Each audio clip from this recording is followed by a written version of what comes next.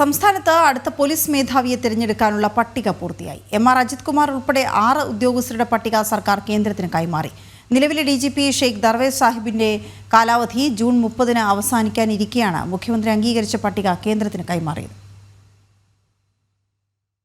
DGPമാരായ Nitin Agarwal, Ravada Chandrasekhar, Manoj Abraham, Suresh Purohit, Yogesh Gupta തുടങ്ങിയവരാണ് എം.ആർ. അജിത് കുമാറിനെ കൂടാതെ പട്ടികയിലുള്ള മറ്റുദ്യോഗസ്ഥർ.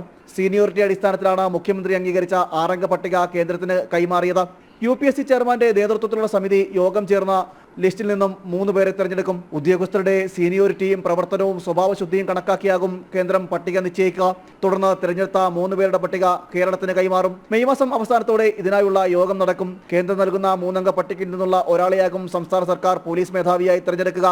പട്ടികയിലുള്ള 2 ഉദ്യോഗസ്ഥർ നിലവിൽ കേന്ദ്ര ഡെപ്യൂട്ടേഷനിലാണ്. സുരേഷ് രാജ് പുരോഹിത് SPGയിലും റവാഡ ചന്ദ്രശേഖർ IBയിലുമാണ്. സംസ്ഥാന പോലീസ് മേധാവിയായി പരിഗണിച്ചാൽ സംസ്ഥാനത്ത് തിരിച്ചെത്താമെന്ന് ഇരുവരും സർക്കാരിന് രേഖാമൂലം ഉറപ്പു നൽകി. ഇതിന് പിന്നാലെയാണ് ഡെപ്യൂട്ടേഷനിലുള്ള ഉദ്യോഗസ്ഥരെ കൂടി ചേർത്തുകൊണ്ട് 6-അംഗ പട്ടിക പൂർത്തീകരിച്ചത്. ജനം, തിരുവനന്തപുരം.